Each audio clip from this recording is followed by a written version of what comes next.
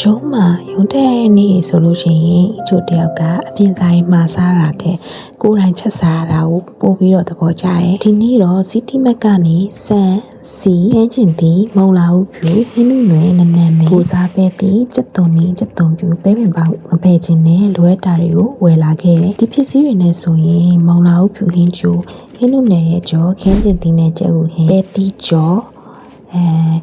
တခြားတစ်မျိုးမျိုးပေါ့နော်နောက်အသားတစ်မျိုးမျိုးတော့ထပ်ဝယ်လာရင်တော့စက်သားဟင်းဝက်သားဟင်းနဲ့လည်းအဆင်ပြေသေးရဲ့ပေါ့နော်ဒါပေမဲ့ဘာတွေချက်လို့ရရဲဆိုတာကိုလည်းပြောပြပေးခဲ့အောင်နော်ဒီဟာကြီးနဲ့ဘာတွေထပ်ချက်လို့ရသေးလဲပေါ့စံတပီအိတ်နဲ့ဟင်းသီးဟင်းတီကိုတီချာခွဲပြီးချက်စားမယ်ဆိုရင်တယောက်တည်းအတွက်ကတော့လေ9ရက်ကနေ9ရက်လောက်အနည်းဆုံး10ရက်ကနေ12နှစ်လောက်အေးဆေးဆေးစားလို့ရမယ်လို့ထင်တယ်ပြီးတော့တခါတည်းဈေးဝယ်ထားတော့ကြတော့အချိန်ကုန်လဲသက်သာတယ်ကိုကြားစီရင်လဲထိန်းနိုင်တယ်အရေးကြီးဆုံးကတော့အိမ်ချက်ဟင်းပူပူနွေးနွေးနဲ့စားရတဲ့အရာသားကဘာနဲ့မှအောင်မလင်းနိုင်ဘူးเนาะကောက်လေးကနေအစားတောက်နဲ့ပတ်သက်တဲ့ဗီဒီယိုလေးတင်ပြသွားမှာမလို့ follow လေးလုပ်ထားပေးပါအောင်เนาะပြန်ဆောင်ချင်ပါတယ်ရှင်